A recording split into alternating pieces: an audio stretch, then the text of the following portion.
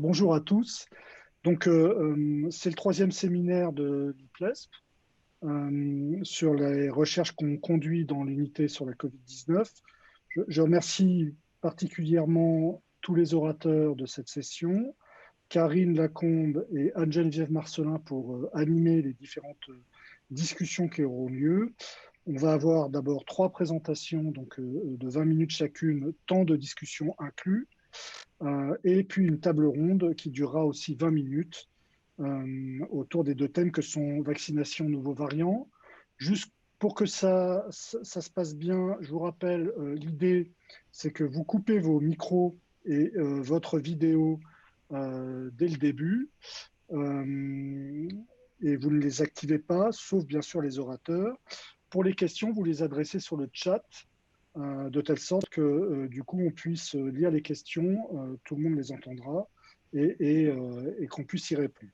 Voilà, merci à tous encore une fois. Et donc Christine va ouvrir le bal avec l'étude Famikov, donc c'est moi qui vais partager l'écran. D'accord. Bon, merci Fabrice, et puis bonjour à tout le monde. Je pense que c'est vraiment bien qu'on continue nos séminaires. Voilà, alors ma présentation et l'analyse est en cours, on a l'essentiel des choses, mais il y a d'autres qui sont, je vous dirais, qui sont en cours. Alors, peut-être un petit flashback pour resituer cette étude dans le contexte, il y a bientôt pas loin d'un an, de la première vague et de la gestion des patients à travers, vous vous rappelez, Covidom, nous avions fait cette gestion des patients ambulatoires, en particulier par voie, par téléphone. Et ceci a de l'importance.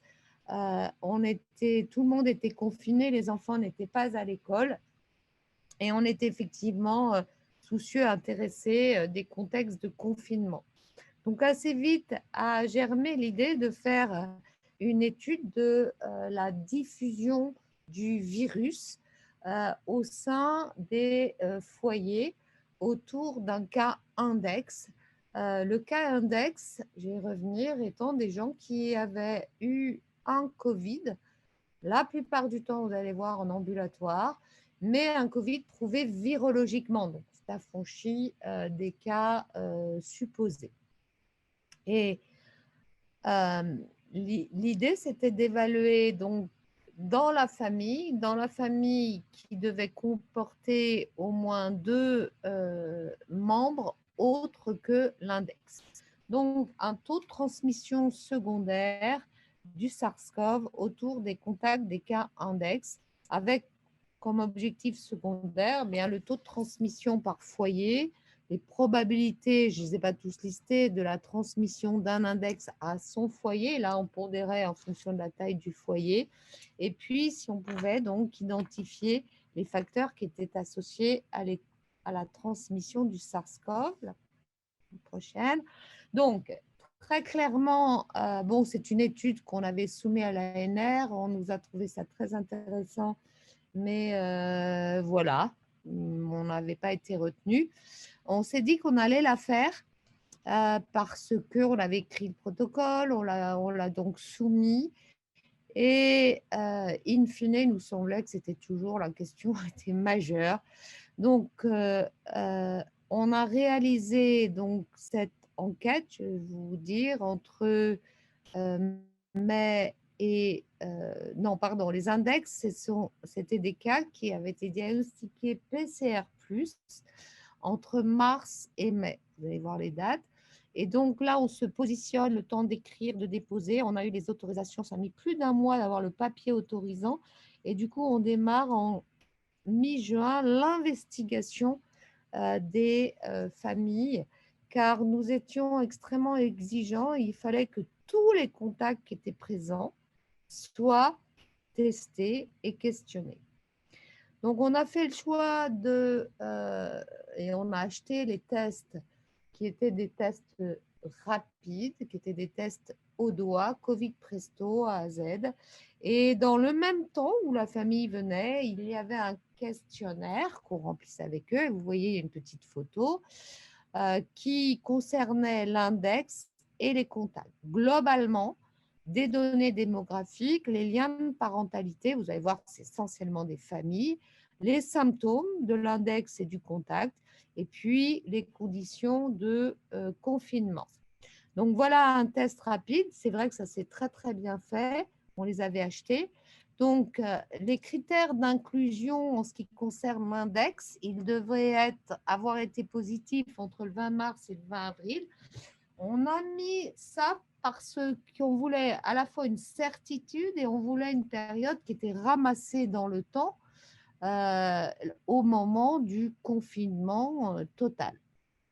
Donc, comme je vous l'ai dit, il était confiné en famille avec au moins deux membres et tous les contacts devaient être disponibles entre juillet et 15 septembre, car nous ne voulions pas nous prendre, en tout cas, risquer trop d'avoir le fait d'une seconde vague. Il fallait qu'on mesure, parce que vous voyez bien qu'on est un petit peu à distance. D'un autre côté, ça permet d'avoir des anticorps. Il fallait évidemment avoir le consentement, l'adulte, l'enfant. Juste, donc on a contacté, dès qu'on a eu le papier, nous autorisant à faire l'étude, on a contacté 189 index qui étaient dans la base Covid PSL qu'on a contacté.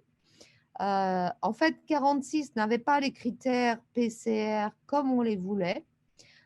32 n'ont pas donné de réponse, on n'a pas pu les joindre, et 24 n'étaient pas disponibles pour la famille entière. Hein, vous vous rappelez, tout le monde était parti s'aérer un peu la tête, puisqu'on était libérés. Du coup, on a inclus 87 familles et on a réalisé tous les rendez-vous, donc questionnaire testing, entre le 3 juillet et le 15 septembre. C'était un peu un non-stop.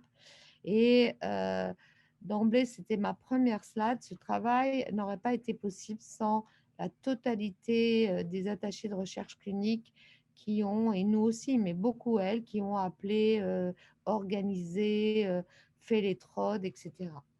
Donc, si on regarde les cas index, c'est une prédominance de femmes. C'est essentiellement du personnel soignant à 80%. L'âge médian est de 47 ans. Peu de comorbidité, hein, on n'est pas comme dans l'étude nord-américaine, c'est de l'HTA contrôlé et puis il y avait 3 surpoids. On s'est intéressé au PCR, malheureusement il y en avait seulement 37 qui ont pu avoir été testés en cobas, ce qui nous permet de récolter un CT qui était, vous voyez, ne témoignant pas de charge virale formidable, c'est des gens en ambulatoire très élevés qui étaient à 28,6.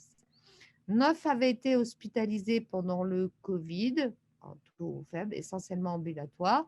Et lorsque on interrogeait, vous vous rappelez, c'est la période où il n'y a pas de masque, il n'y a qu'un tiers qui met des masques en présence des contacts à la maison. 50 sur 86 partagent la chambre avec un partenaire et pas mal de gens s'étaient débrouillés pour avoir en tout cas une chambre individuelle. L'index, qui est souvent évidemment l'adulte, et la femme s'était mise à l'écart dans la pénurie de barrières, de mesures barrières, enfin de points de barrière qu'on avait. La suivante. Donc, juste, j'ai repris l'étape de l'article qu'on est en train de faire. Sur les index, vous voyez, maintenant, si on regarde les contacts, donc on a 255 contacts sur ces 87 foyers. La médiane d'âge, donc c'est 19 ans, et vous voyez la distribution. Effectivement, dans ces familles, il y avait comme adulte essentiellement le compagnon ou la compagne de l'index, parfois des gens plus âgés, des beaux-parents ou voilà, qui s'étaient entre guillemets réfugiés.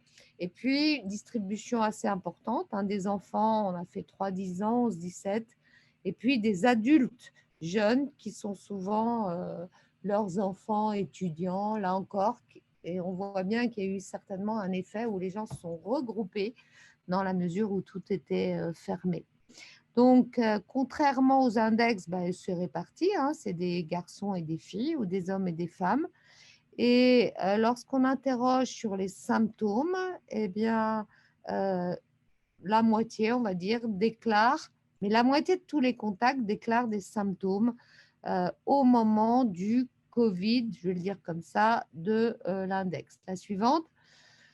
Donc la suivante, en fait, vous voyez, c'est comme je vous l'ai dit, c'est essentiellement le lien de famille, c'est essentiellement des enfants qui peuvent être grands, hein, on a vraiment aussi des grands enfants, l'époux, ou bien ils sont 17 à être des membres de la famille. L'autre point auquel on s'est interrogé dans un questionnaire qui était assez court, vous voyez, on a mobilisé les familles, on ne pouvait pas les avoir trop longtemps, il fallait que ce soit quand même un peu fluide. Donc, on s'est intéressé à la surface de la maison. Je ne l'ai pas mis dans la diapo, mais en gros, un tiers est à Paris et les 2 tiers sont essentiellement ce qui est pas très loin de la Pitié, c'est-à-dire du 91, du 77 ou du 94 comme département. Donc, vous voyez, la surface médiane, c'est 90 mètres carrés, mais voilà, il y en a 10% qui sont dans moins de 60 mètres carrés, des surfaces 60-90, et puis voilà, des gens qui habitent plus de 90 mètres carrés, on va voir l'importance. On a aussi regardé la surface par individu, donc là, on est en médiane à 22 mètres carrés, vous voyez la distribution. La composition des familles, on a donc essentiellement des familles donc de au moins 4 membres, 4 et 5, ça fait 60%, 4 et 5 membres. Donc des familles typiquement d'un couple, 2 ou 3 enfants ou 2 enfants et une autre personne. Donc vous voyez que les masques, en tout cas dans le foyer, il y avait une grosse moitié qui avait un peu des masques et puis sinon 43%, il y avait 0 masque. Suivante. Donc, si je résume un peu, je vais vous montrer après les tables. En fait, on a donc trouvé 95 contacts positifs sur les 255 qu'on a testés. Je rappelle qu'on a testé vraiment tous les contacts de ces 87 familles, hein, ce qui donne un taux d'infection, qu'on pourrait dire d'infection secondaire, de 37,3% avec les intervalles de confiance que vous voyez ici. Ensuite, si on regarde le taux de transmission selon l'âge, puisque effectivement, on a souvent dit, voilà, peut-être que les enfants sont moins contaminés. En tout cas, dans cette expérience-là, vous voyez qu'il n'y a pas de différence en fonction de l'âge du taux de transmission. On a retrouvé autant d'enfants positifs, enfin, autant un taux de transmission, voilà. Par contre, effectivement, c'est connu ça, hein, chez le taux de transmission, chez des époux, compagnons, partenaires, etc., était plus élevé, 43%, sans que d'ailleurs ce soit significatif. La suivante. Donc, si maintenant, oui, j'ai résumé, donc la transmission avec au moins un cas, combien de foyers ont été positifs? Eh bien, vous voyez, on va dire presque un peu moins de 2 tiers, 62% des foyers ont eu au moins un cas, ce que j'ai appelé les foyers positifs. Curieusement, il n'y a aucune transmission chez 33 familles sans qu'on trouve de facteurs favorisants. Alors, on a trouvé, donc, pardon, c'est en anglais, je l'ai pris de. On a trouvé que dans les foyers positifs, il y avait effectivement des index qui étaient peut-être un peu plus âgés, plus de 40 ans, que chez les foyers où les index étaient âgés de moins de 40 ans. Et globalement, ce qui est intéressant, c'est de voir qu'effectivement, la probabilité qu'il y avait un index positif, qui étaient des formes quand même, pas des formes majeures, des formes mineures, ambulatoires, de transmettre à un de ces contacts était donc de 33%, une fois encore dans cet environnement qui était très clos et très fermé, et avec ce virus qui sévissait. Donc maintenant, si on s'intéresse aux contacts et qu'on regarde les contacts positifs versus les contacts négatifs, 95 et 160, et ben on voit que finalement, il n'y a pas, il n'y a rien, voilà, il n'y a pas d'association avec l'âge. ni avec le sexe, pas non plus dans la relation avec l'index, la suivante.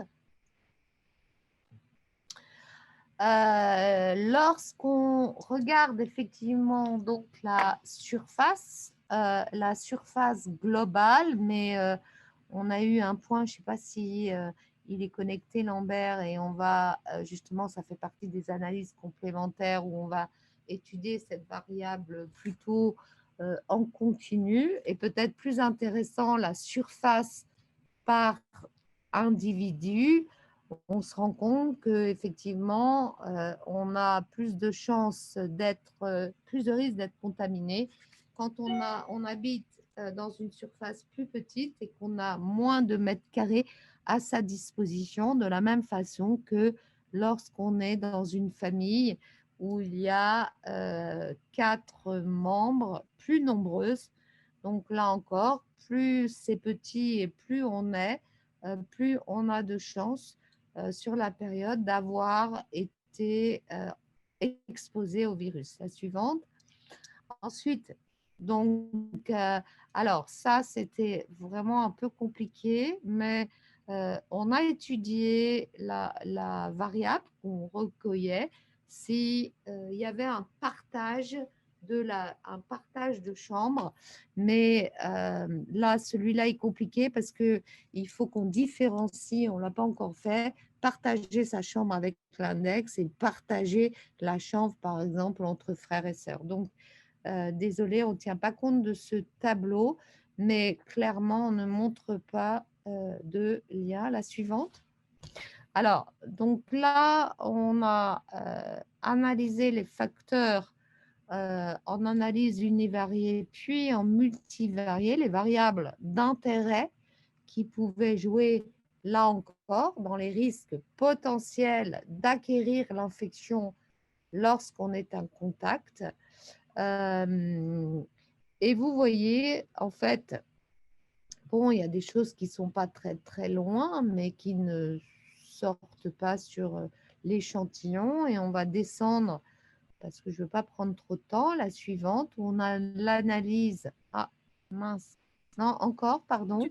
Si tu peux finir en 1 minute, parce oui, qu'il y a quelques questions. Oui, merci. Oui. Donc, je finis. Donc, en analyse multivariée, désolé, ça n'a pas pris.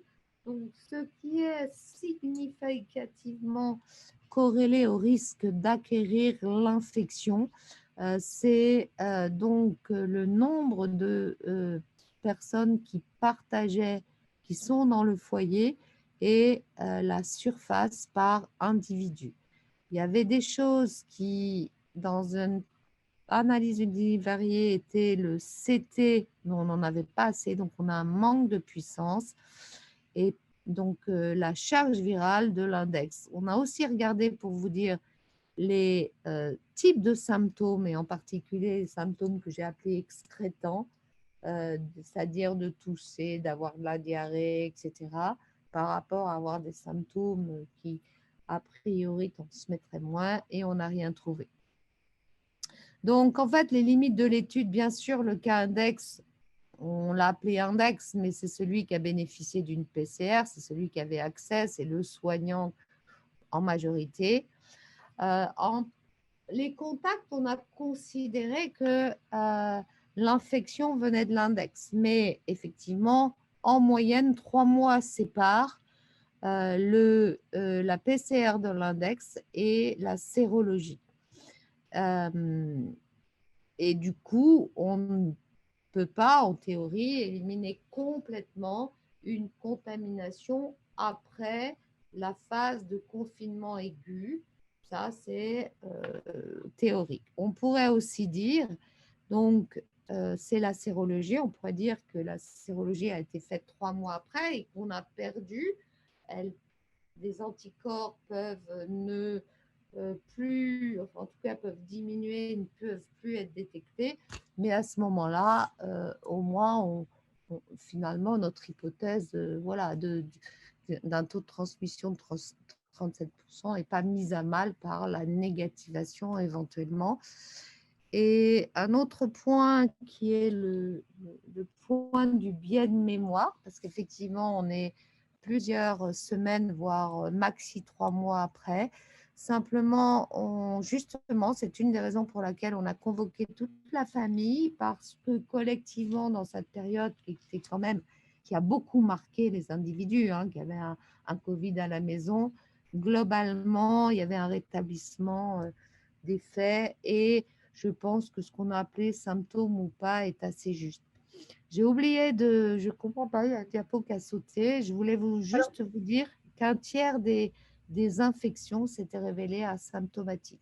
Je conclus, transmission élevée dans une famille, taux élevé de transmission chez les enfants comme chez les jeunes adultes.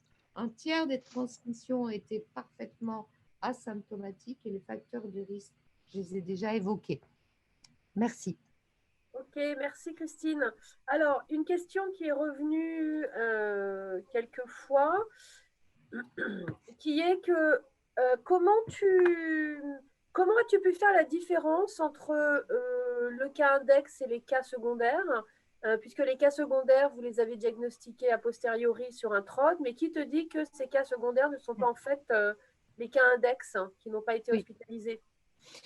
C'est une remarque tout à fait juste. C'est ce que j'ai donné dans mon avant-dernière diapositive. Bah, c'est le contraire. Là, tu as dit le contraire, en fait. Enfin, pas le contraire, mais le complément dans ton avant-dernière. Tu as dit que les cas secondaires, c'était peut-être infecté bien plus tard et pas forcément au contact du cas index. D'accord. Mais là, c'est plutôt que tes cas secondaires, en fait, seraient finalement les cas index des patients hospitalisés. Alors pour répondre à ça, tout à fait. Et pour répondre à ça, on a regardé la chronologie des symptômes.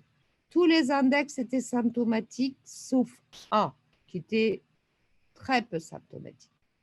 Et donc, on a interrogé. Même les enfants? Non, je te parle des index. Il n'y a aucun index enfant puisque c'est du personnel hospitalier. Maintenant, on a interrogé sur les symptômes. D'accord? Donc, 2/3 des positifs, et c'est des symptomatiques, et 40% des gens Covid moins, testés anticorps moins, étaient d'ailleurs symptomatiques. C'est assez marrant. Ça va trop loin dans la discussion. Dans tous les cas, les symptômes du contact sont survenus après l'index. Sauf chez 4, c'est compliqué, chez 4 d'entre eux, que je discute dans le papier, où effectivement, bon, bien, il y en a 4 qui ont été malades avant l'index. D'accord. Mais in fine, je ne suis pas dans une dynamique. Ce qui nous intéressait, c'est d'avoir autour d'un cas qui avait le Covid, combien il y en avait qui avaient été exposés. C'est vrai que ce type de TID ne permet pas de faire une dynamique prospective, tu vois. Voilà, c'est celui, on est en mars-avril, personne n'a de PCR, sauf les gens à l'hôpital ou le personnel soignant. Ok, très bien, merci.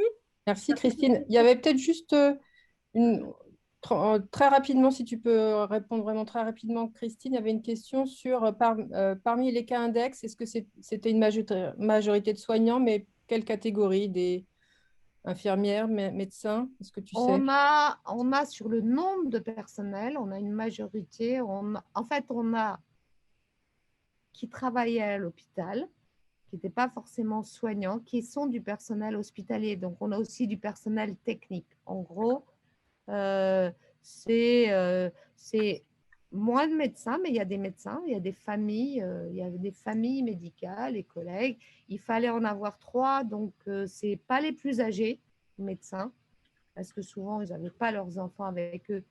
Vous avez vu, c'est quand même ambiance plutôt 40-45 ans qui a encore des contacts à la maison. Ok, merci. On passe à la présentation suivante. Alors, on invite Maria Melchior qui va nous parler de connaissance de l'épidémie de Covid-19 et d'impact sur les conditions de vie des personnes vivant au centre d'hébergement, l'étude ECHO. Merci Maria. Merci.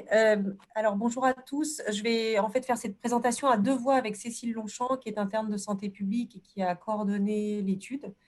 Donc, je vais juste l'introduire et je voulais juste aussi mentionner la contribution de Tariq Al-Herbaoui, qui est postdoctorant dans l'équipe et qui a beaucoup contribué à l'étude. Alors, juste en 2 mots, donc c'est une étude qu'on a montée également au printemps 2020, dans l'idée qu'il y avait à ce moment-là énormément d'enquêtes, majoritairement en ligne, sur le vécu de l'épidémie, la manière dont les gens étaient informés sur les symptômes, la manière dont ils y réagissaient, etc. Et puis l'impact du confinement sur leurs conditions de vie. Mais on s'est rendu compte assez rapidement qu'il y avait très, très peu d'études, voire pas du tout, qui s'intéressaient à la situation des personnes en situation de grande précarité, qui connaissent un certain nombre de freins alors d'abord, qui peuvent avoir une moins bonne connaissance de la maladie, et qui connaissent un certain nombre de freins potentiels à l'application des mesures de prévention et au fait de suivre le circuit de soins recommandé en cas de symptômes de Covid-19. Alors que par ailleurs, on le savait déjà et on le sait encore plus maintenant, que les personnes qui sont en situation sociale défavorisée, en particulier les personnes d'origine immigrée, sont surexposées au risque d'infection et ont, disons de manière disproportionnée, des facteurs de risque pouvant entraîner des conséquences plus sévères de la maladie à Covid-19, et que donc c'est un public à risque. Alors, juste un mot sur la genèse de l'étude avant de passer la parole à Cécile.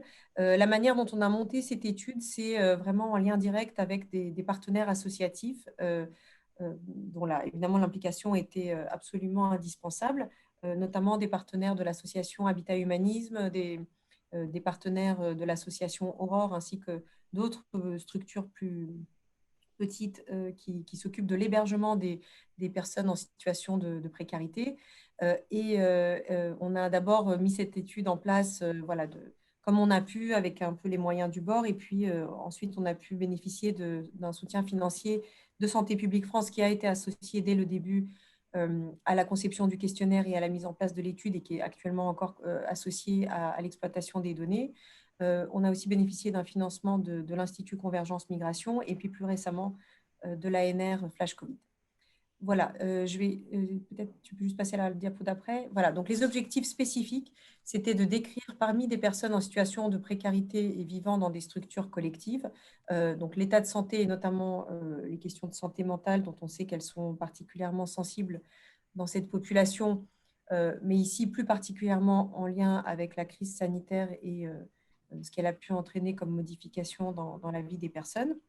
On s'est aussi intéressé à l'impact de la crise sur les conditions de vie des personnes, leur situation d'emploi, comment elles vivaient ce confinement finalement, est-ce que c'était une période particulièrement difficile, et puis les perceptions, connaissances et pratiques relatives à l'infection à SARS-CoV-2. On a aussi pu interroger les personnes sur le fait qu'elles avaient ou non l'intention de se faire vacciner. Voilà, je vais tout de suite passer la parole à Cécile pour qu'elle vous présente la méthode et les résultats. Oui, bonjour. Donc, concernant la méthode, nous avons recruté 18 centres d'hébergement pour des personnes en situation de précarité grâce au réseau des membres de l'équipe. Il s'agit donc d'un échantillon de convenance. On a pu recruter 12 centres en Île-de-France, 5 dans le Rhône et 1 à Strasbourg. Il s'agissait de centres qui hébergeaient des personnes de profils assez variés, que ce soit des personnes isolées, des familles, des personnes d'origine française ou des migrants. L'enquête était proposée à l'ensemble des personnes majeures qui ne présentaient pas de troubles cognitifs ou psychiatriques qui pouvaient empêcher le consentement dans 12 des centres, et à un échantillon de personnes tirées au sort dans 6 centres, car ces centres n'avaient pas les capacités en termes de ressources humaines pour recruter tous leurs usagers. Concernant la collecte des données, nous avons donc fait passer un questionnaire aux usagers qui était rédigé en français simplifié en dehors de 2 échelles validées. Il s'agissait d'un questionnaire en ligne la plupart du temps, ou papier lorsque les conditions logistiques ne permettaient pas d'avoir un accès à Internet. Le questionnaire est administré par des enquêteurs formés, que ce soit des travailleurs sociaux, des bénévoles recrutés pour l'étude ou des membres de l'équipe de recherche. La plupart du temps en face à face, il y a eu quelques entretiens par téléphone, mais c'est vraiment une minorité. Et lorsque le participant était non francophone, soit on avait recours à un enquêteur bilingue, soit on avait recours à un système d'interprétariat téléphonique. Les questionnaires ont ainsi été administrés du 2 mai au 7 juin 2020 et une question sur l'hésitation vaccinale a été ajoutée fin mai. En parallèle, on a également fait passer des questionnaires aux gestionnaires des centres afin d'avoir quelques informations sur l'organisation générale des centres et les mesures mises en place à cause de l'épidémie. Et l'étude comprend également un volet qualitatif avec des entretiens individuels auprès de 30 personnes à Paris et Lyon afin de comprendre le vécu du confinement. L'étude a obtenu l'accord du comité d'éthique pour la recherche de Paris-Descartes. Les données étaient anonymisées et on a fourni un accompagnement à certains usagers si l'on identifiait à l'issue de la passation du questionnaire une mauvaise connaissance des gestes de prévention. Dans ce cas-là, on faisait un rappel des gestes barrières ou une détresse psychologique majeure qui nous a amené à réorienter certains usagers vers un dispositif de suivi psychologique de soins courants, comme le COMED par exemple. Concernant les résultats, alors on avait donc en tout 929 usagers sélectionnés pour l'étude. Nous n'avons pas pu proposer l'étude à 263 d'entre eux car ils n'étaient pas présents sur le centre lors du passage des enquêteurs ou alors pas en mesure de répondre, notamment parce que c'était la période du Ramadan ou alors certains étaient trop alcoolisés pour pouvoir répondre. Parmi les 666 usagers auxquels on a pu proposer l'étude, on a eu un taux de refus de seulement 19,7%.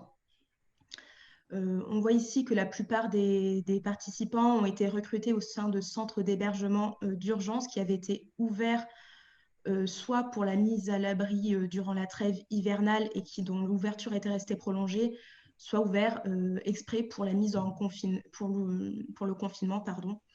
Et donc, dans ces cas-là, c'est des personnes qui avant vivaient dans des camps en périphérie de Paris pour la plupart. Il s'agit principalement, les participants sont principalement des hommes jeunes, puisqu'on a une médiane d'âge à 31 ans, isolés, sans conjoint ni enfant dans le centre. Pour la plupart, nés à l'étranger, originaires d'Afrique et sans titre de séjour. La large majorité des participants ne travaillaient pas avant le confinement.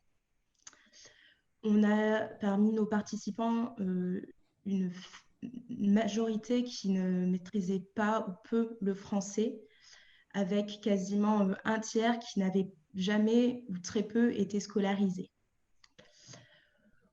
Nous avons un tiers environ qui n'avait aucune couverture médicale, une population qui était majoritairement en bonne santé, même si tout de même 26% de maladies chroniques. Et nous avons également mesuré chez nos participants la littératie en santé, donc plus précisément leur capacité à évaluer l'information en santé en créant ensuite une variable en fonction de la médiane au sein de notre population.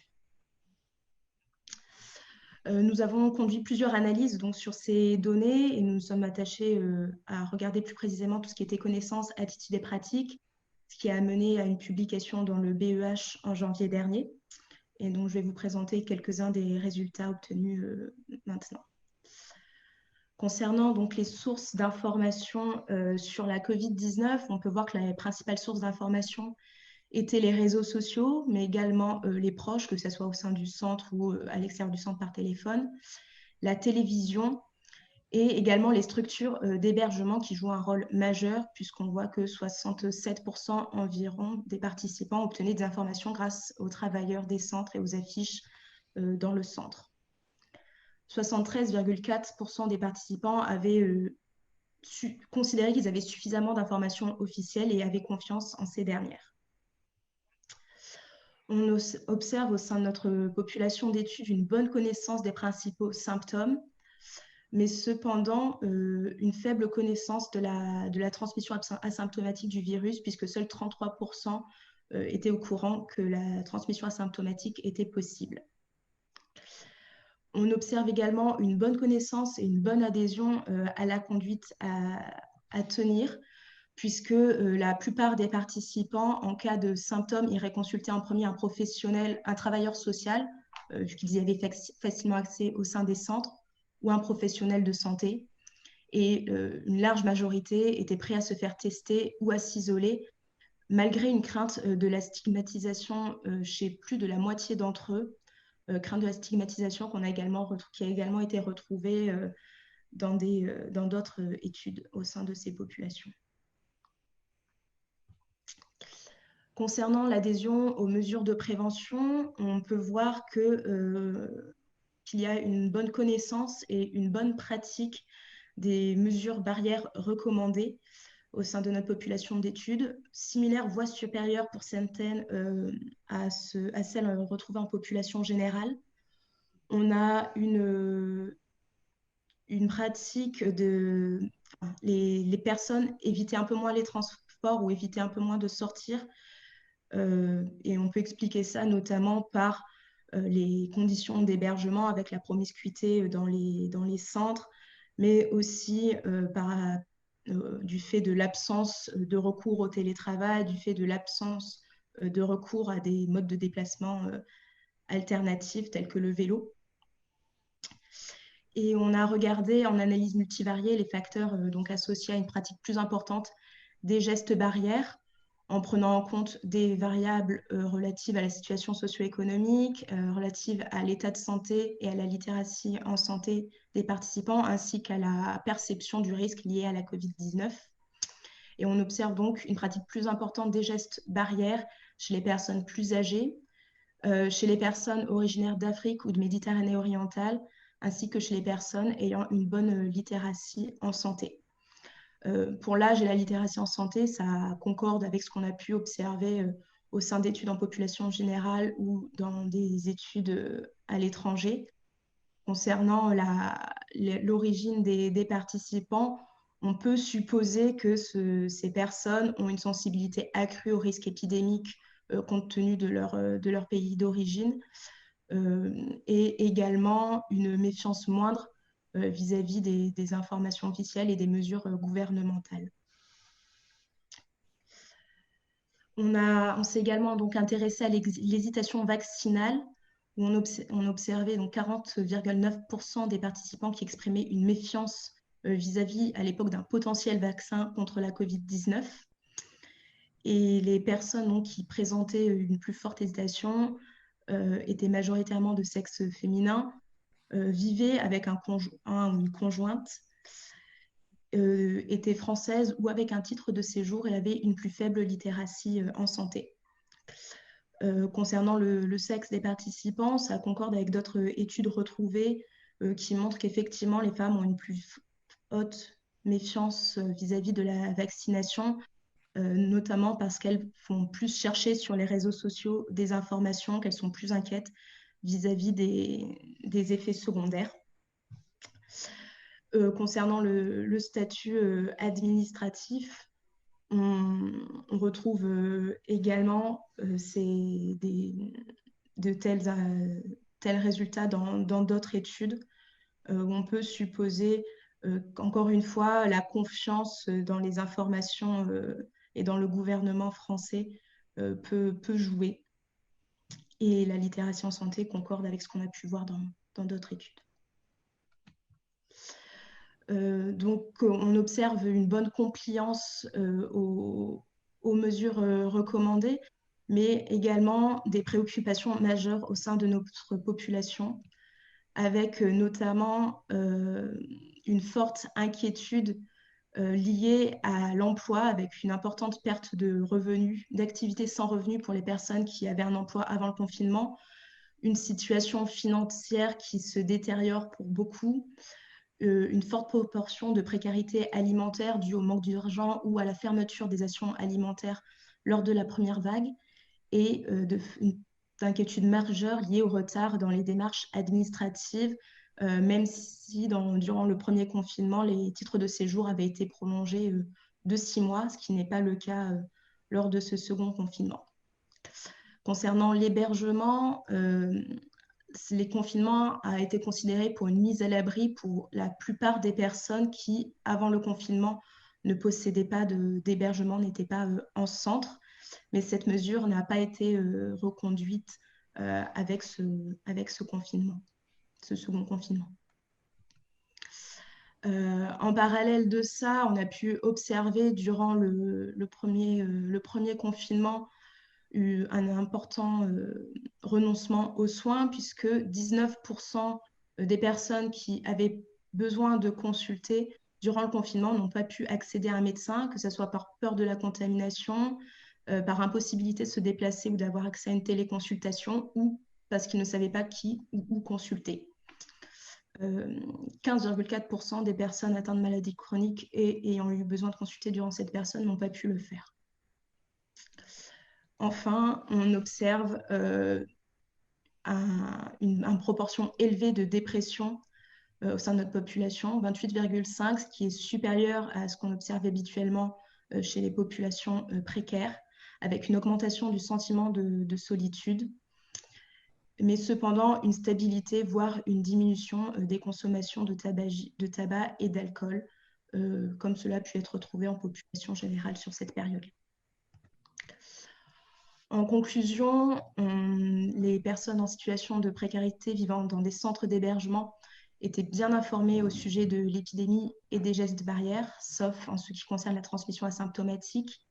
On insiste particulièrement sur le rôle des structures d'hébergement, puisqu'on a eu l'occasion de travailler avec des chercheurs sur 2 autres études qui travaillent également sur les populations précaires, mais qui n'étaient pas en centre d'hébergement et parmi lesquelles on a pu observer une connaissance moindre de l'épidémie et des mesures qui y sont reliées.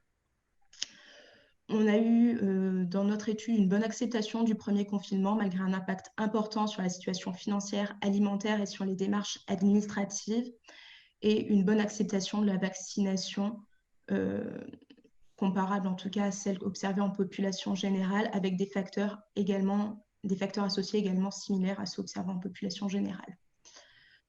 Concernant les pistes d'action, on a pu échanger avec Santé publique France sur ces résultats et sur les réflexions que celle-ci a amenées, parmi lesquelles donc, l'importance de la formation des travailleurs sociaux et des bénévoles des centres d'hébergement, l'accès facilité à l'interprétariat et à une information dans les différentes langues des personnes hébergées, le développement d'actions d'information communautaire pour améliorer les connaissances et également limiter la stigmatisation au sein des centres d'hébergement collectif, l'amélioration de l'accès aux droits des personnes, notamment tout ce qui est demande d'asile, rendez-vous à la préfecture, mais également l'accès aux droits médicaux, l'importance de l'accès aux soins, notamment à un suivi psychologique et psychiatrique adapté, et évidemment la nécessité d'évaluer à moyen et à long terme l'impact sanitaire chez les populations précaires.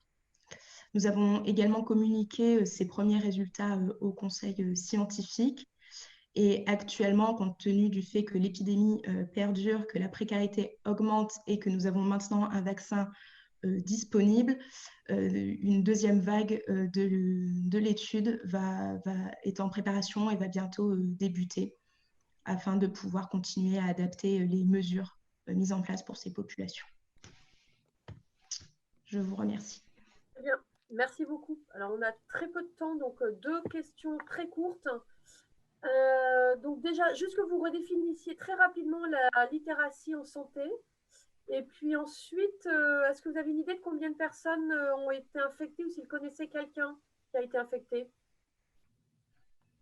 Alors, je veux bien répondre. Donc, très rapidement, la littératie en santé, c'est la capacité à comprendre, assimiler et puis s'approprier des informations sur la santé.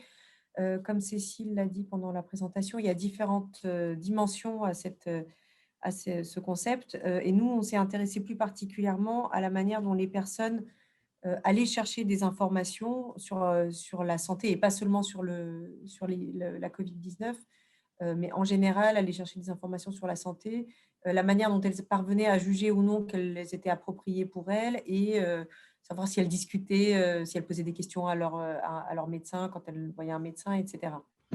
Donc, c'était vraiment pour essayer d'évaluer dans quelle mesure les informations qui sont diffusées sont comprises en fait par des personnes qui, a priori, comme vous l'avez vu, étaient peu scolarisées, voire peu diplômées, et ne parlaient pas, pour la majeure partie d'entre elles, bien le français. Mais la littératie en santé a été évaluée de manière un peu générale et pas spécifiquement en lien avec les informations liées au Covid.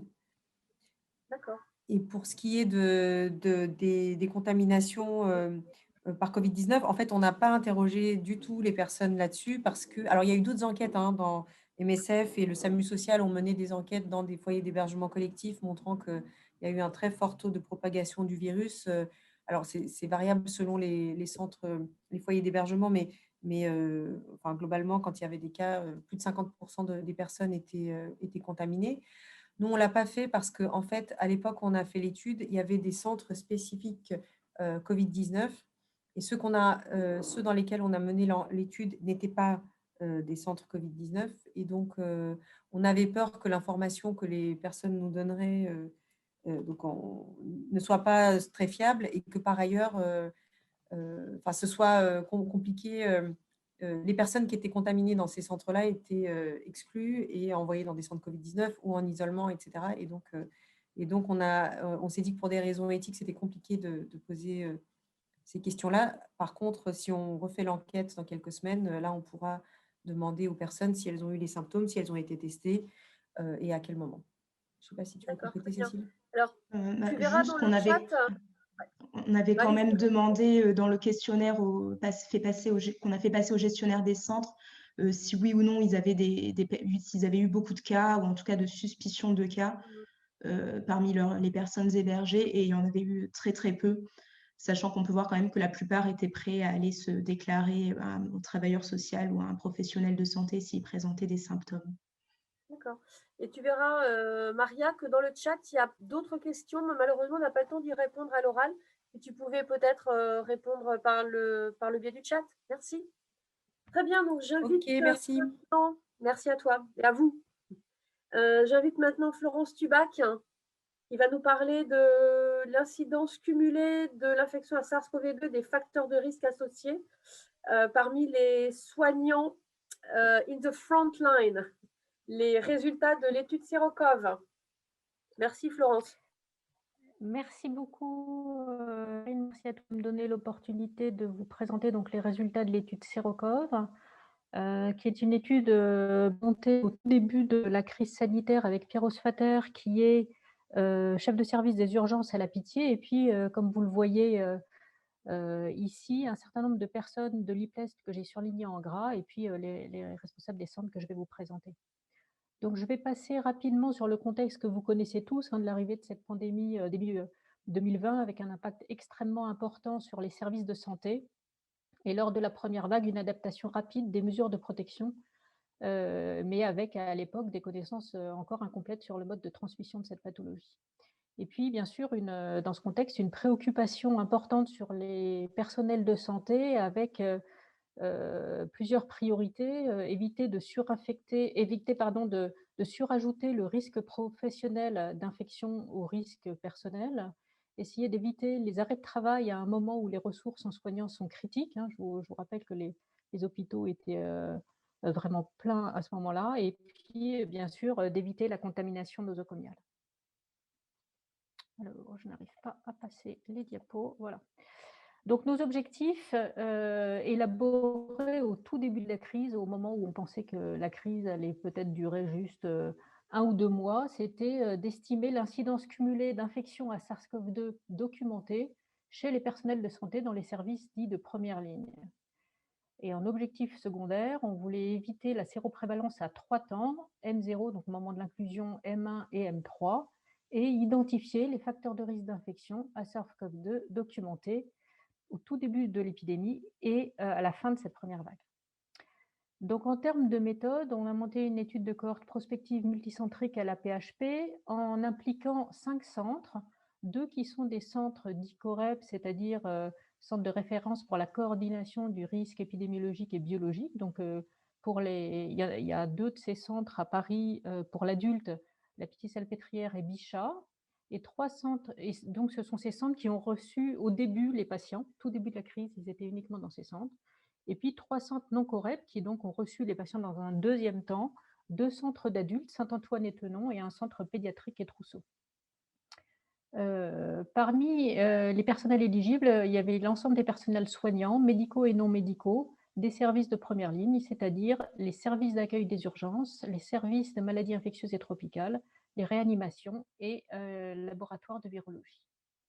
On a donc inclus au moment de la phase ascendante de cette première vague, et il était prévu un suivi de 3 mois, avec des données d'inclusion lors d'une visite initiale, avec des données peu nombreuses et en particulier sur la sphère professionnelle, des prélèvements à M0, M1 et M3, un carnet patient qu'on demandait au personnel soignant, d'ailleurs on ne devrait pas appeler ça un carnet patient, un carnet dans lequel on demandait au personnel soignant de remplir toutes les semaines les symptômes qu'il avait eus et qui pouvaient être évocateurs de Covid-19 et s'il y avait eu ou non un diagnostic de Covid-19 ou une hospitalisation. Et puis, en cas de symptômes, bien sûr, ces personnels soignants avaient des PCR.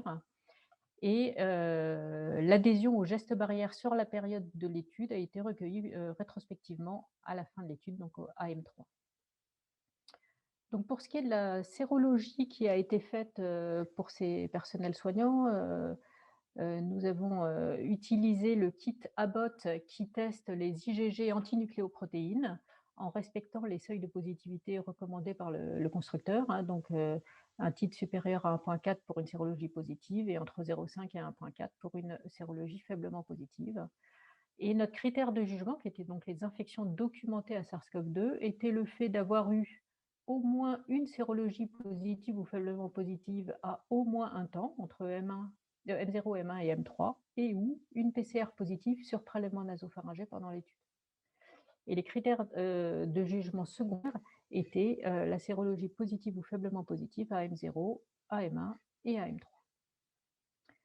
Donc en termes d'analyse statistique, nous avons réalisé une imputation multiple pour les valeurs de sérologie manquantes à M0, M1 et M3, puis l'incidence cumulée à M3 et les séroprévalences à M0, M1 et M3 ont été évaluées, estimées sur données imputées, et les facteurs de risque ont été identifiés par régression logistique sur données imputées sans sélection de variables, avec d'une part les facteurs de risque de séroprévalence à M0, c'est-à-dire les facteurs de risque d'avoir été infecté au tout début de cette crise sanitaire, et puis les facteurs de risque d'infection documentée à M3, c'est-à-dire à la fin de ce premier pic, les facteurs de risque d'avoir eu une infection dans cette première vague. Et puis, mais je n'aurai pas le temps de vous le présenter aujourd'hui, on a aussi fait les facteurs de risque d'infection documentée à M3 en se réduisant aux soignants à haut risque, donc à contact rapproché avec le patient et dans les services où il y a contact avec les patients, donc pas le laboratoire de virologie, et en tenant compte de l'adhésion aux gestes barrières. Donc, en termes de résultats, vous avez ici sur le diagramme de gauche la courbe rouge qui représente à la PHP les hospitalisations au cours du temps pendant cette première vague. Et donc, ça vous permet de situer le M0, le M1 et le M3 par rapport à cette vague. Donc, vous voyez que le M0, donc les inclusions se sont faites vraiment pendant la phase ascendante. Et si on pense qu'il y a en plus un délai de séroconversion, vous voyez que ça assigne des infections vraiment très précoces dans la crise. Le M1 qui était pendant la phase descendante et le M3 qui est bien après la vague. Vous avez ici le flowchart de l'étude et vous voyez que notre population d'études comporte 1062 sujets parmi les 1662 éligibles dans les services participants, donc 64% ont participé. Et vous avez ici le nombre de sujets pour lesquels on avait une sérologie à chacun des temps, avec 85% d'entre eux qui avaient une sérologie à l'ensemble des 3 temps. Et bien sûr, l'ensemble des sujets ont été inclus dans l'analyse grâce à l'imputation multiple dont je vous ai parlé tout à l'heure. Donc en termes de résultats, c'est une population très féminine, ce qui n'est pas étonnant pour des personnels soignants. 71% de femmes, un âge médian à 33 ans, 70% est constitué de personnel paramédical, dont 38% d'infirmières, 36% travaillaient dans un service d'accueil des urgences, 27% un service de maladies infectieuses et tropicales, 33% une réanimation et 4% un laboratoire de virologie. On peut noter déjà qu'à l'inclusion, donc au tout début de la crise, 15% rapportaient avoir eu des symptômes évocateurs de Covid-19 et ce, de manière bien plus fréquente chez ceux qui étaient en fait séropositifs à M0, 50% versus 13,3%, et avec un effet marqué pour anosmie et ou agueusie, 48% versus 8%. Parmi les 147 qui ont présenté une infection documentée à M3, on peut noter que 40% d'entre eux n'ont rapporté aucun symptôme évocateur de Covid-19, ni avant l'inclusion, ni à aucune des semaines durant le suivi. 3% d'entre eux ont été hospitalisés, aucun n'est décédé. Et juste ici, pour vous montrer, en ayant en tête quand même que c'est du reporting rétrospectif, hein, on montre une bonne adhésion aux gestes barrières, puisque vous voyez 93% déclarés porter un masque chirurgical systématiquement ou presque toujours, 98,3% se laver les mains au savon ou faire une friction hydroalcoolique avant ou après le contact avec chaque patient, pareil, systématiquement ou presque toujours pour 98,3%. Des taux un petit peu moindres ici, mais peut-être que l'ensemble des participants n'étaient pas concernés par cet item. Donc en termes de résultats sur les principaux critères, vous voyez ici donc les séroprévalences à M0, M1, M3, l'infection documentée avec l'incidence cumulée à M3, et ici l'ensemble de la population dans cette première colonne. Donc on peut déjà voir qu'à l'inclusion, donc au tout début de la crise, il y avait déjà quasiment 6% de la population qui était séropositive, qu'un mois plus tard, on passe à 13% et que c'est à peu près stable à M3. Donc une grosse partie des infections se sont faites vraiment extrêmement tôt dans la crise. Surtout que pour M1, encore une fois, il faut tenir compte du délai de séroconversion.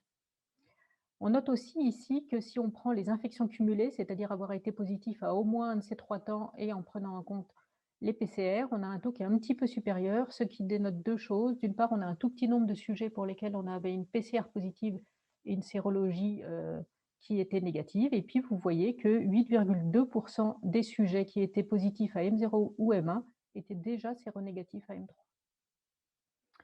Ensuite, vous avez la déclinaison par type de métier et on voit qu'il n'y a pas de différence statistiquement significative, bien qu'on soit quand même pas très loin de la significativité. Et en particulier, je mettrai en exergue que les étudiants en médecine, qui regroupent ici à la fois les externes et les internes, ont payé quand même un lourd tribut pendant cette première vague, puisque vous voyez que déjà, initialement, ils avaient un taux d'infection qui était très supérieur aux autres. Et puis, vous voyez, en termes d'infection cumulée à M3, 23,5% avec un intervalle de confiance qui ne recoupe pas du tout ceux des autres métiers.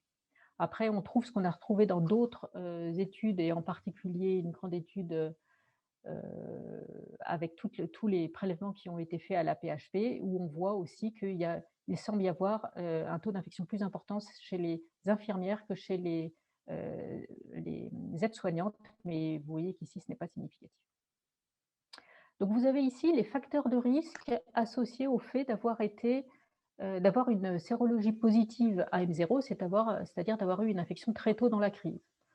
Donc, un point très important qui ressort, c'est le type de service dans lequel travaille le personnel en question. Vous voyez que dans ce tableau, il n'y a pas les personnels de virologie parce qu'à M0, aucun personnel de virologie n'était positif. Donc, il y avait bien sûr un risque moindre dans cette population.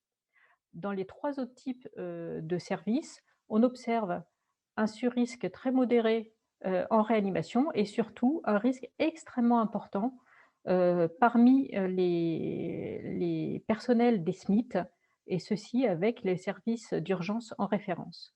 Et il faut se souvenir qu'au début de la crise, eh bien, les personnes infectées ou suspectes arrivaient directement dans les services de maladies infectieuses sans passer par les urgences. On note de plus que les autres items, l'âge, le sexe, le fait de travailler ou non dans un centre Coreb, le type de métier,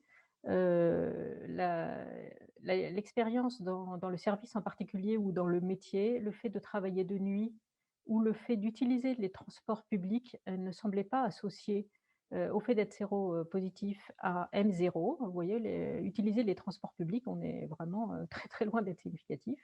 Et on retrouve ici quelque chose qui a déjà été trouvé dans plusieurs autres études et qui entre autres avait été trouvé dans l'étude SAPRIS que vous avez présenté Fabrice, un effet protecteur de ceux qui sont fumeurs actifs.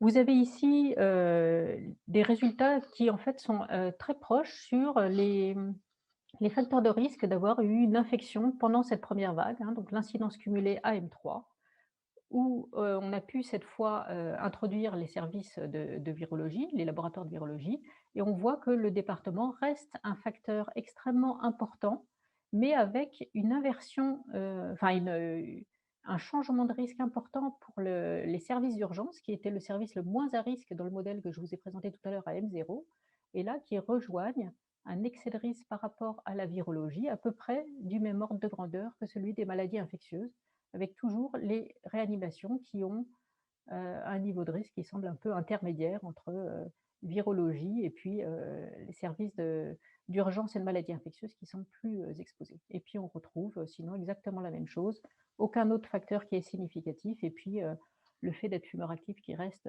protecteur. Je ne vous ai pas présenté ici, mais c'était vraiment extrêmement semblable, l'analyse qui portait sur le sous-groupe des sujets à contact étroit avec les patients et qui évaluait qui ajustait sur les risques barrières, et sur les gestes barrières, pardon, et aucun de ces gestes barrières n'était significativement associé, mais encore une fois dans un contexte où ils étaient globalement très bien respectés dans cette population, ou en tous les cas rapportés comme tels. Donc en discussion, l'incidence cumulée que nous avons retrouvée est à 14,6%. Vous l'avez vu, on a utilisé un kit sérologique qui détecte les IgG antinucléoprotéines, et on a pu voir dans d'autres études, et en particulier dans Sapris Séro, que les kits qui détectent les anticorps anti-spike semblent être beaucoup plus sensibles. Et donc on a peut-être sous-estimé la séroprévalence, mais il faut rappeler qu'on a je ne sais pas si on peut dire pour contrebalancer, mais enfin, nous, on a décidé dans cette étude de prendre les patients faiblement positifs ou positifs. Et donc, peut-être qu'on a perdu en sensibilité en un sens, mais gagné un peu d'un autre côté. On note qu'une grande partie des infections sont survenues très tôt. Alors bien sûr, on peut dire que ça suit le pic de l'épidémie en Île-de-France, et c'est peut-être uniquement ça. C'est peut-être aussi qu'il y a eu une amélioration des gestes barrières pendant cette épidémie. Et puis, on peut noter qu'il y a eu 8,3% de séronégativation AM3, ce qui n'est pas rien. On observe, comme on l'avait déjà vu dans plusieurs autres études, qu'il y a moins de cas chez les fumeurs actifs.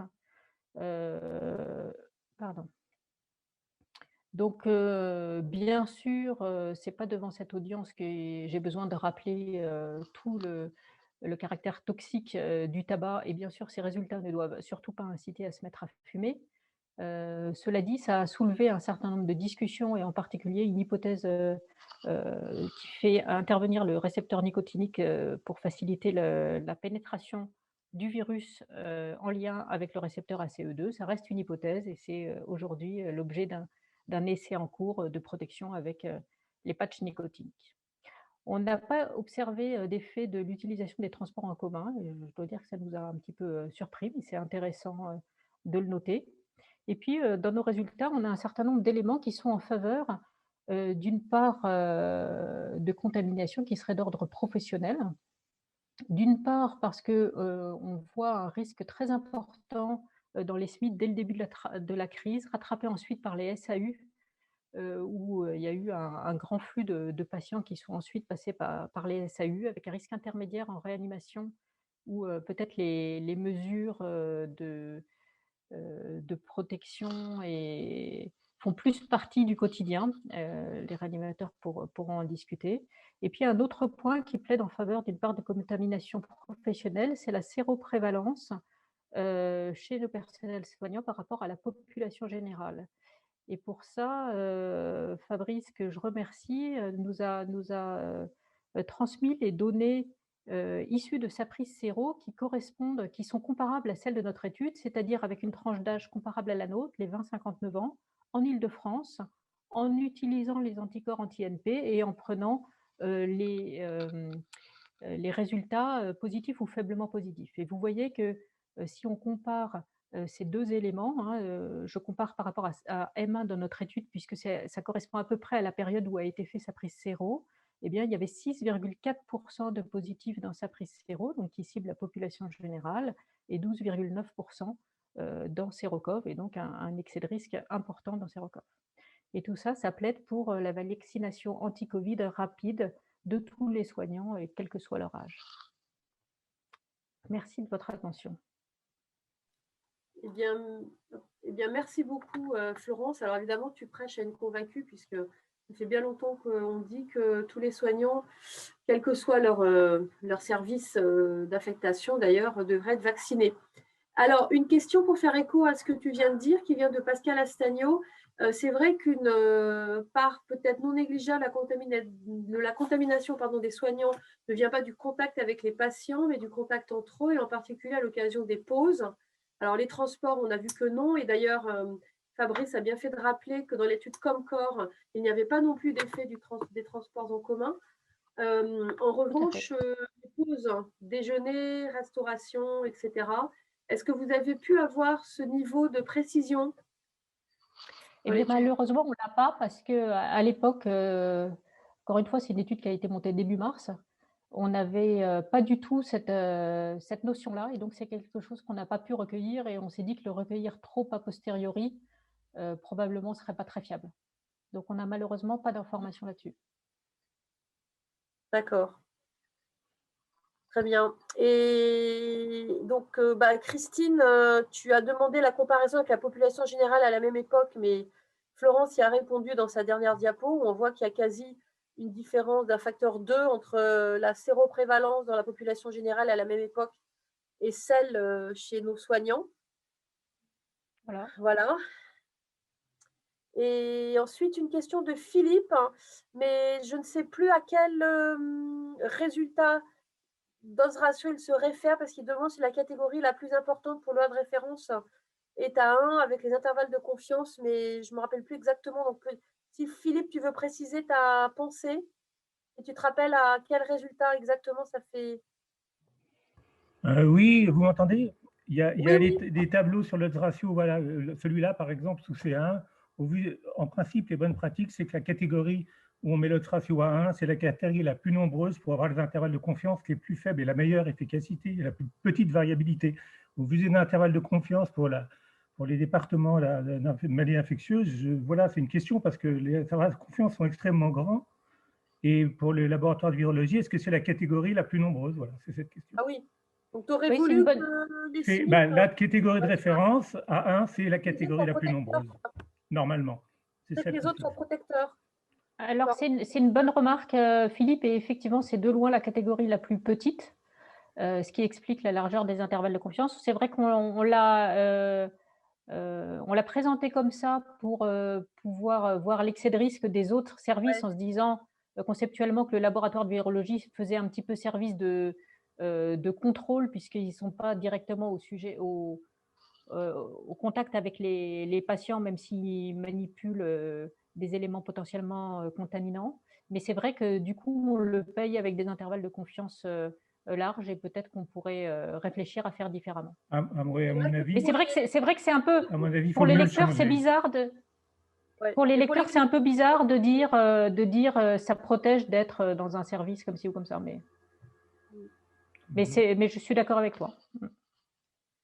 Et Anne-Geneviève a répondu à la question de Fabrice qui demandait la sensibilité, la spécificité du test Abbott.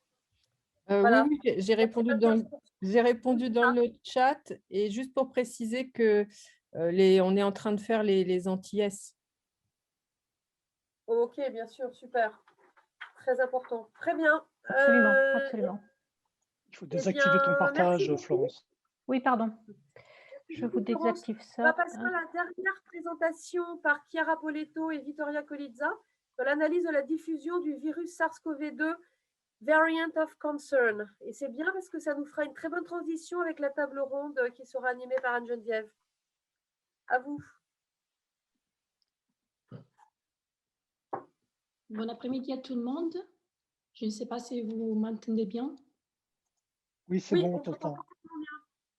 Bon, je peux partager l'écran, j'essaie. Donc, vous voyez ma présentation? Oui, absolument. Oui, tu peux la mettre en gros, voilà. Parfait. Très bien. Impeccable.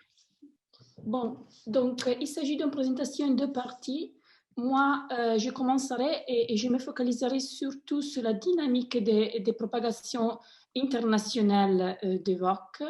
Donc, il s'agit d'un travail en cours et fait en collaboration avec Pierre Boel, Vittorio Colizzi ici dans l'Institut et des autres collaborateurs à Paris et à l'étranger.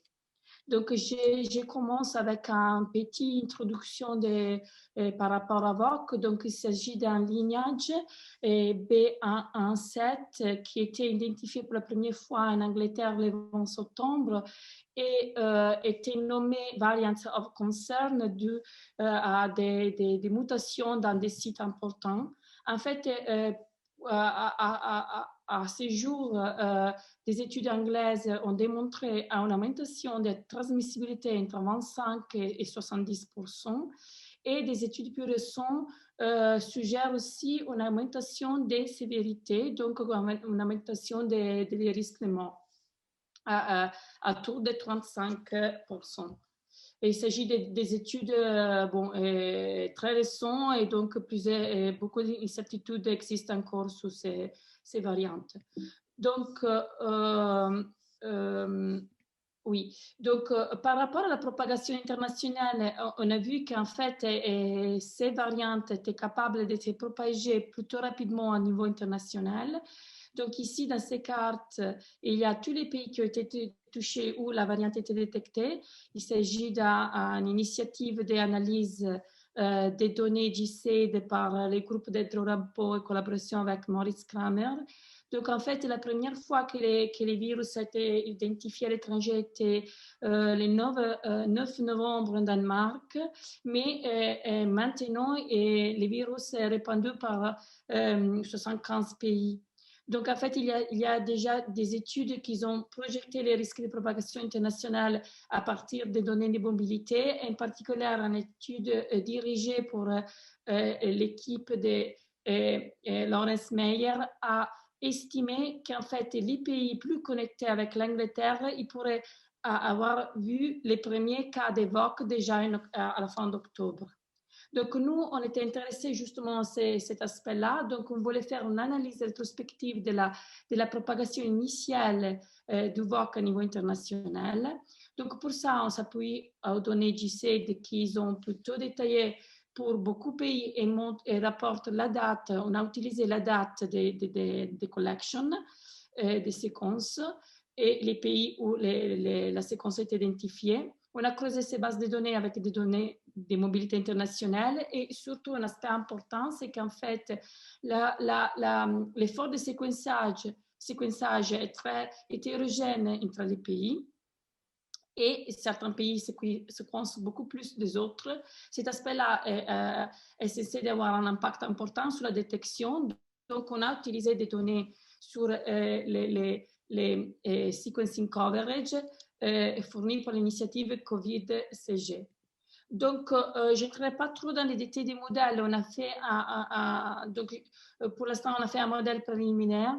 Dans ces graphiques, je vous montre en fait la date des premières détections d'évoque dans les pays. On a considéré les 20 pays qui ont reporté un cas d'évoque avant la fin de 2020. Donc, ces dates d'introduction sont montrées dans les graphiques en fonction de la logarithme des voyageurs, des connexions de mobilité avec l'Angleterre. Et avec les couleurs, je montre les sequencing coverage.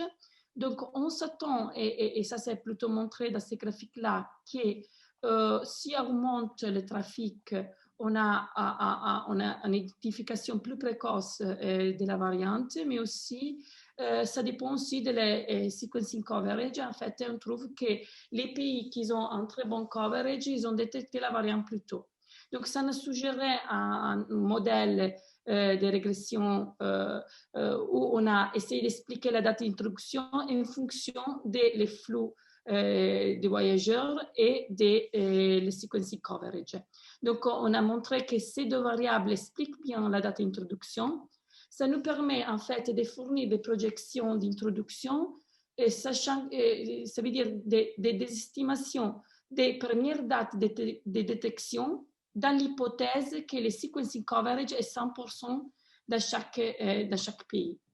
Donc ici, on montre en grise la date estimée d'introduction. Les points colorés montrent toujours la date de première détection.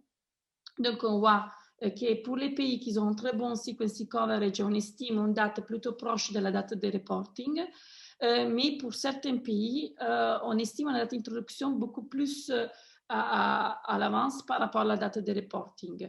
Et surtout, pour certains pays, l'introduction pourrait avoir eu lieu vers la fin d'octobre.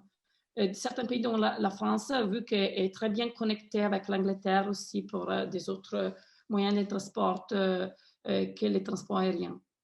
Donc, pour conclure ma partie, donc, bon, il s'agit d'un travail en cours. On a des enjeux, des aspects à aborder, surtout que les lignages BA17 étaient déclarés variant of concern le 18 décembre et ça a déclenché une alerte internationale et donc une augmentation de la surveillance et une restriction des voyages. Et tout cet aspect très dynamique peut biaiser notre analyse. Donc, on est en train de développer des modèles plus sophistiqués pour prendre en compte cet aspect.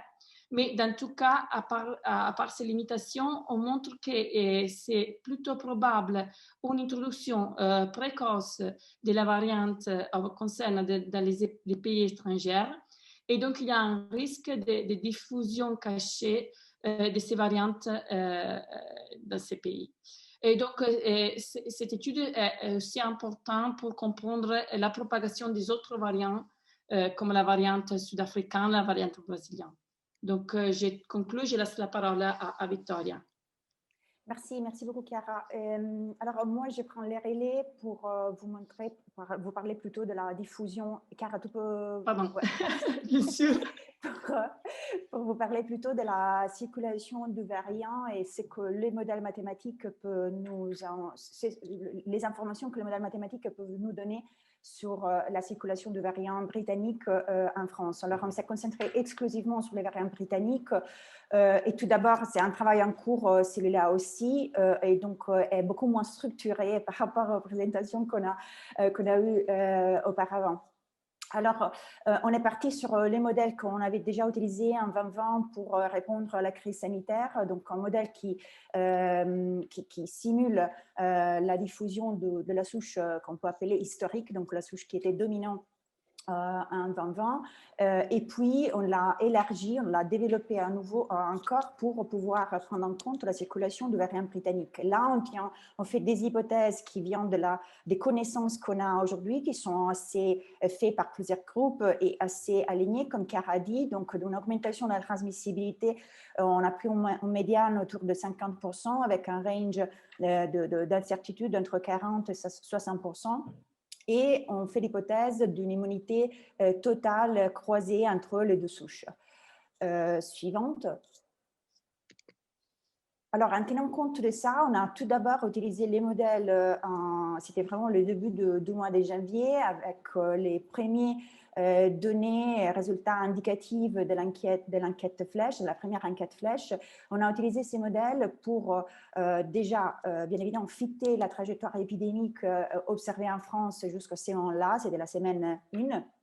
Et puis, prévoir, considérer plusieurs scénarios de l'activité épidémique dans les semaines suivantes et tenir en compte de cette évolution du variant. Alors, ce que vous voyez là, en orange, c'est la courbe épidémique du variant historique. On a appelé là sur cette graphique non VOC, VOC, Variant of Concern.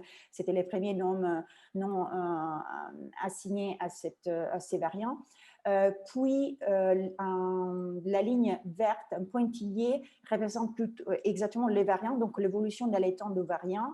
Et la ligne verte continue, c'est la totale, donc l'addition de la circulation de deux. Alors, ce qu'on est en train de voir, effectivement, sur les hospitalisations, c'est la combinaison de ces deux virus de souche en circulation Et ce qui nous indique, à ces moments-là, on avait fait cet exercice de prévision pour pouvoir fournir des indications sur l'augmentation du variant britannique dans les temps, sur les moments où ces variants vont aller prendre les relais et surtout sur ce qu'il fallait s'attendre sur la croissance épidémique. Alors qu'on était juste en début d'année, il y avait déjà des variations sur le nombre d'hospitalisations sur les dernières semaines. Donc, on a considéré 3 scénarios différents. Les scénarios qui étaient au milieu, qui étaient plutôt celui calibré par les modèles jusqu'à la semaine 1, avec un taux de reproduction effective pour les variants historiques égal à 1,1. Et puis, à gauche, plutôt, on avait fait une hypothèse d'une situation épidémique stable pour les variants historiques et une situation épidémique en croissance, mais plus forte, plus rapidement en croissance, avec un R effectif pour les variants historiques 1,2. Et là, bien évidemment, vous voyez que les conditions changent assez rapidement d'un côté à l'autre selon les hypothèses des scénarios, avec une augmentation qui pourrait être beaucoup plus rapide pour les variants et donc sur la totale de nombre d'hospitalisations. Et puis suivante. Et donc, on avait estimé sur la base, c'était les toutes premières estimations de la première enquête Flèche, donc c'était aussi biaisé parce qu'on avait considéré à ce moment-là 1,4% plutôt que 3,3% qui était le résultat consolidé après, 2 semaines après. Et là, on avait considéré la semaine estimée pour que le variant devienne dominante, donc majoritaire, donc pour qu'il va prendre, qu'il va produire plus de la moitié des cas en France. Et selon ces 3 scénarios d'évolution hypothétique du variant historique et selon aussi cette fourchette qu'on avait considérée entre 50 et 70% de l'augmentation de la transmissibilité. Alors, ce qu'on avait prévu à ce moment-là, que la dominance était estimée pour la fin du mois de février et début mars.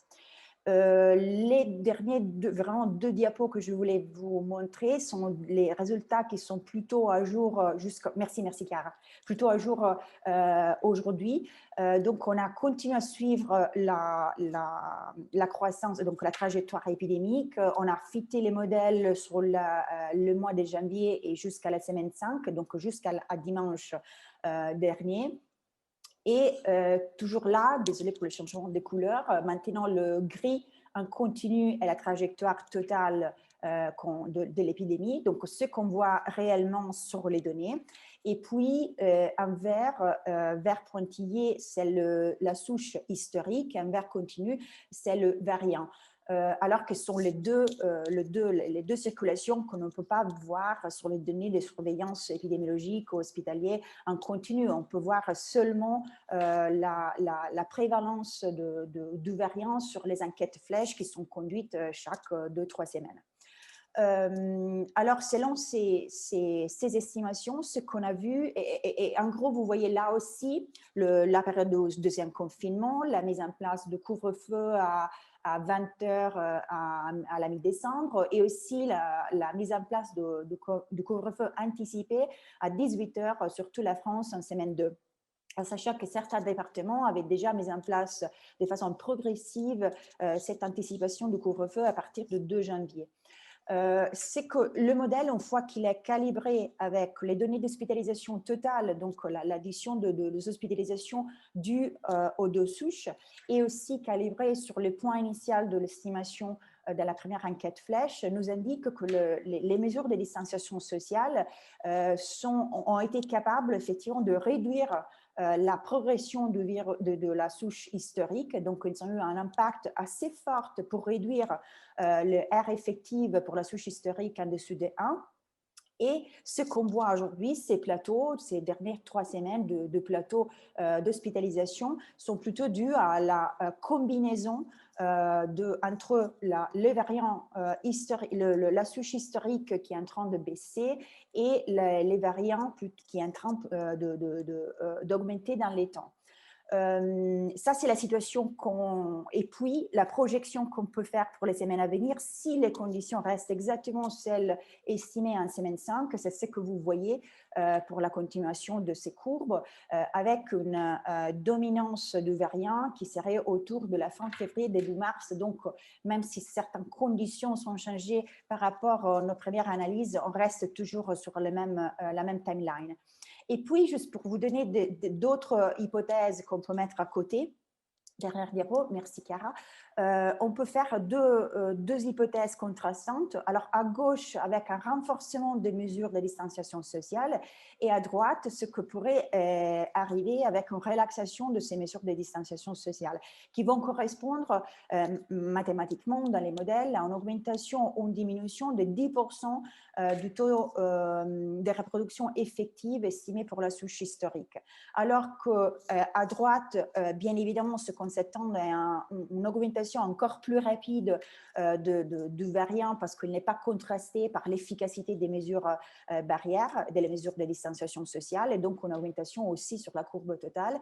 Et à gauche, ce qu'on peut voir, qu'on pourrait gagner éventuellement encore plus de temps pour rester sur ces plateaux encore pour quelques semaines, jusqu'à la fin du mois et presque arrivant jusqu'à la mi-mars. Les scénarios à gauche pourraient tenir en compte, par exemple, du renforcement des mesures qui ont été prises le 31 janvier, qui ne sont pas encore visibles sur les hospitalisations, donc avec les modèles, on ne peut pas les prendre en compte. Pourrait aussi prendre en compte un ralentissement éventuellement dû aux vacances scolaires et éventuellement aussi en réponse de la population aux recommandations très fortes de télétravail et de la prévention de risques qu'on a vu dans les données des mobilités qu'on utilise pour calibrer les modèles qui ont été effectivement assez efficaces pour réduire la présence sur le lieu de travail. Alors là, pour vous montrer qu'effectivement, la situation dans les semaines à venir, donc cette longueur du plateau va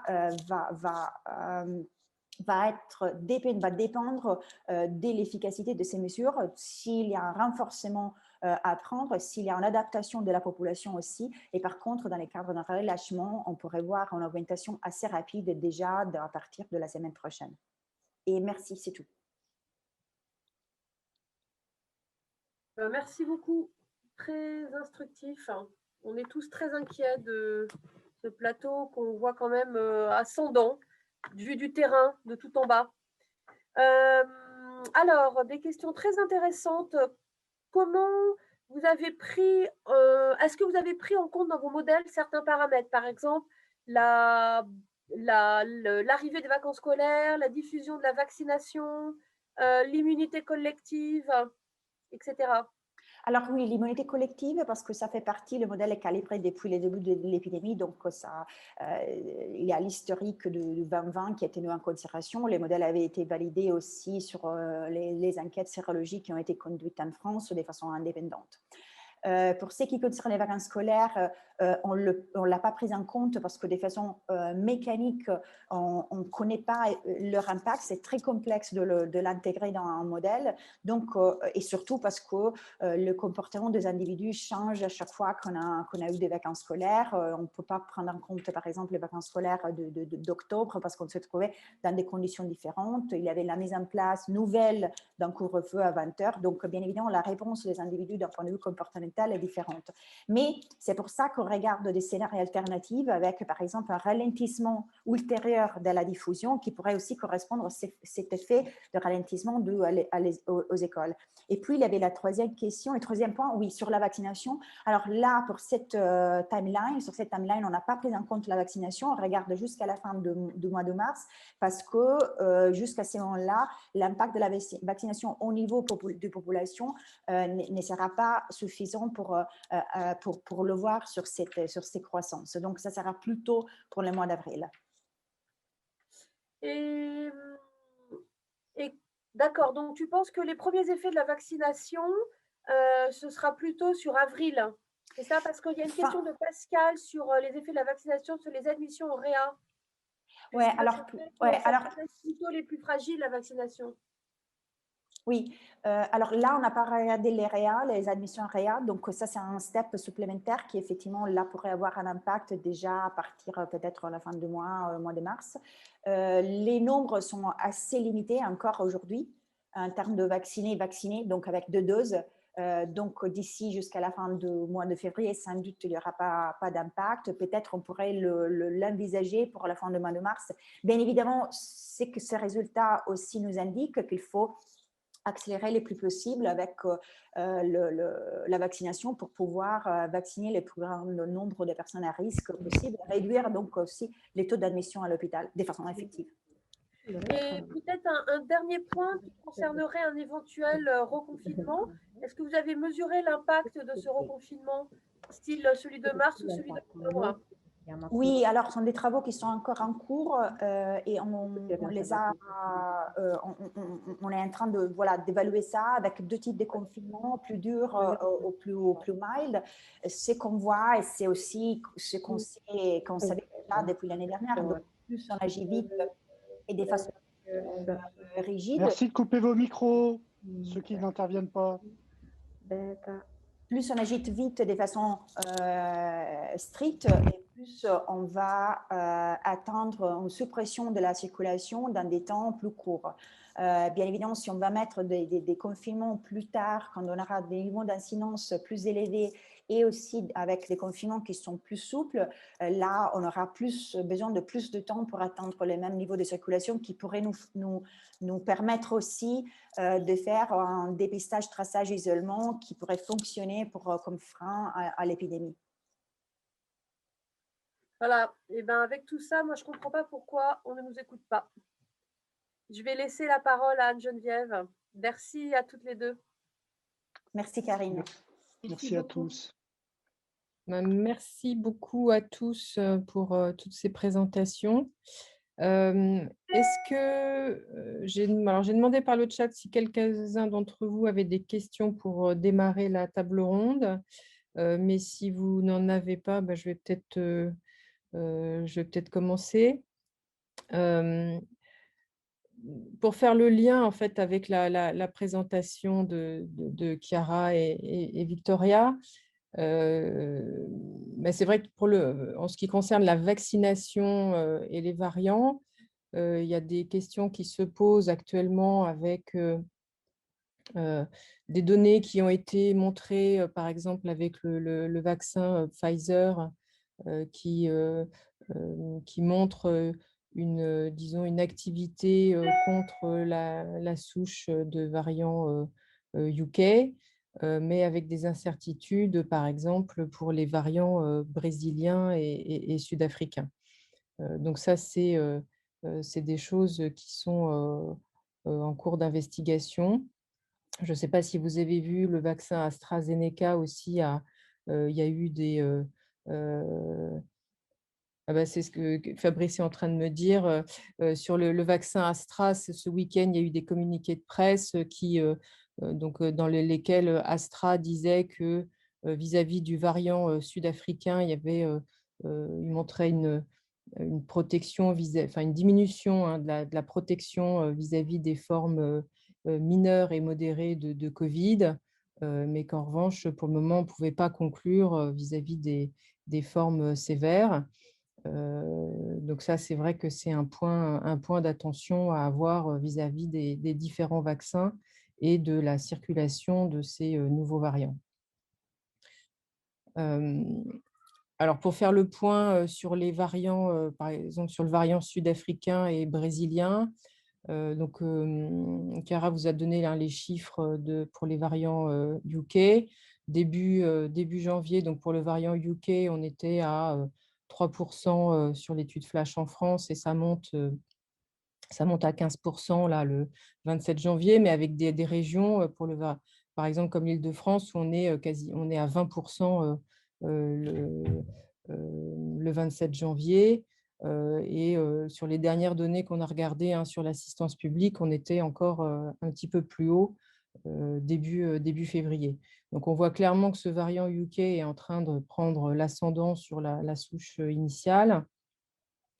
Et on ne voit pas très bien pour le moment comment on va arriver à à contenir ce changement de représentation du variant anglais dans les virus qui circulent en France.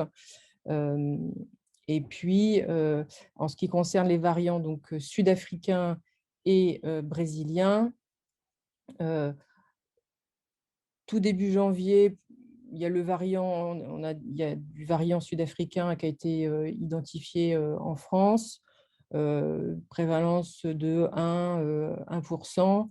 Et là, fin janvier, ça va être un tout petit peu augmenté, c'était aux alentours de 2%. Donc, voilà, pas d'explosion pour le moment, mais on nous signale quand même régulièrement des clusters de variants sud-africains, quelques cas de variants brésiliens qui ont été identifiés également. Donc maintenant, il y a vraiment une surveillance de manière assez rapprochée de ces variants en France pour les identifier le plus rapidement possible, pour essayer d'adapter derrière la stratégie de contact tracing pour, en tout cas pour les variants sud-africains et brésiliens, d'identifier rapidement les cas, de les isoler et même un petit plus longtemps que les patients qui sont infectés soit avec le virus initial ou le variant UK.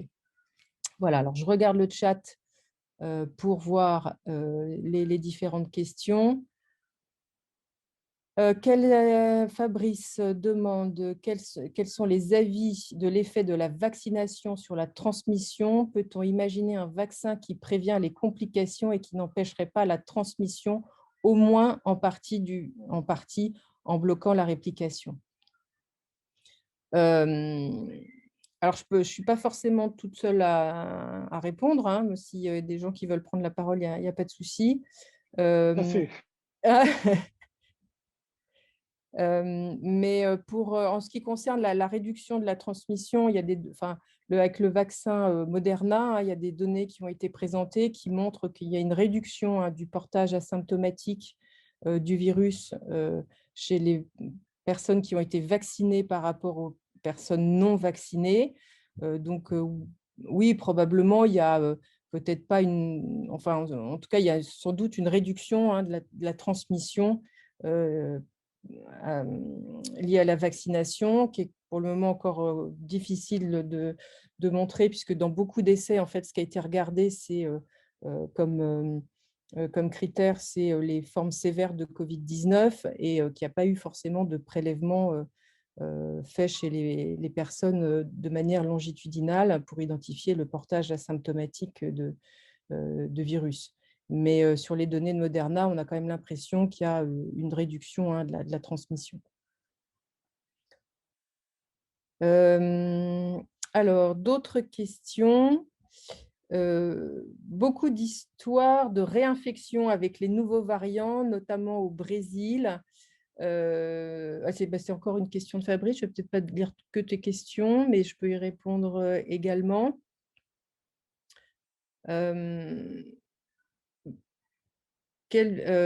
Alors, si pour ces réinfections, effectivement, on voit, c'est les données qui ont été montrées à Manaus, hein, qui sont assez effectivement inquiétantes, avec pourtant un taux d'immunité collective assez important et de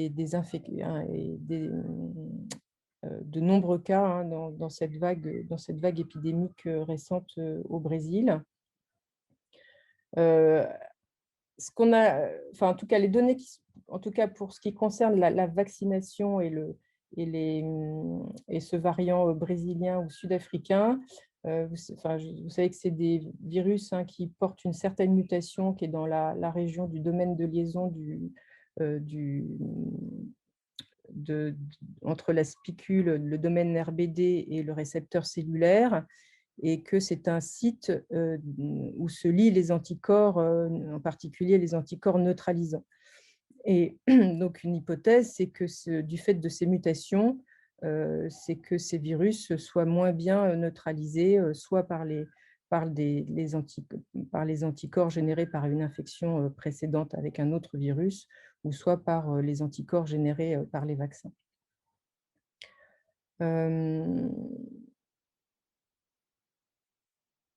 Alors, s'il y a réinfection, est-ce que les cas sont plus ou moins graves?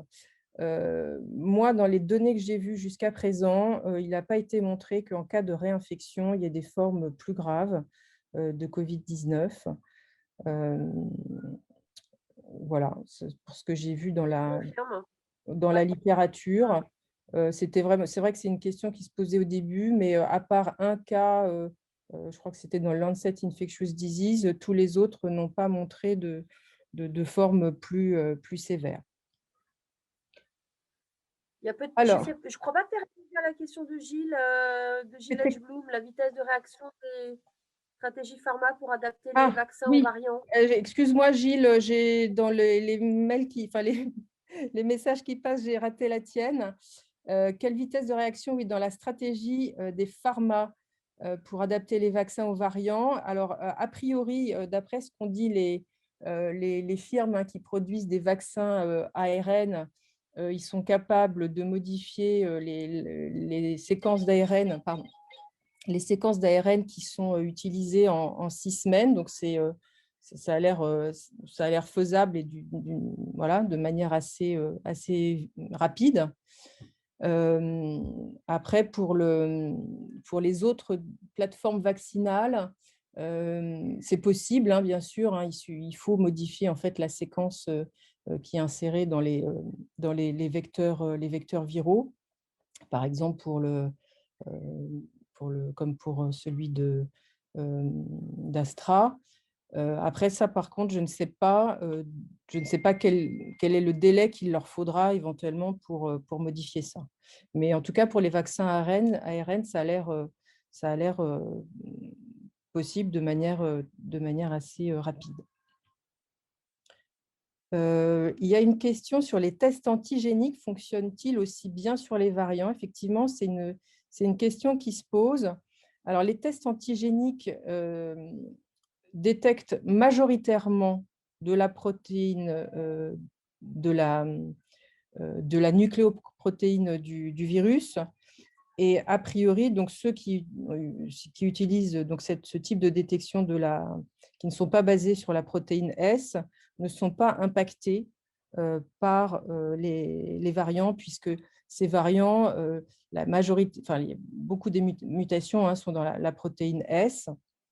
Et donc, a priori, ces tests antigéniques qui sont basés sur la détection de la protéine N ne sont pas détectés. En revanche, il faut vraiment proscrire l'utilisation de tests antigéniques qui sont basés sur la détection de la protéine S, parce qu'effectivement, là, il peut y avoir un risque de sous-détection. Oui, Florence, oui, c'est une bonne remarque. La datation des vaccins, c'est faisable en quelques semaines, mais après, sur une mise sur le marché. Alors là, je ne peux pas te dire s'il va falloir refaire des essais ou si ça peut être fait avec des procédures accélérées, mais c'est une bonne remarque.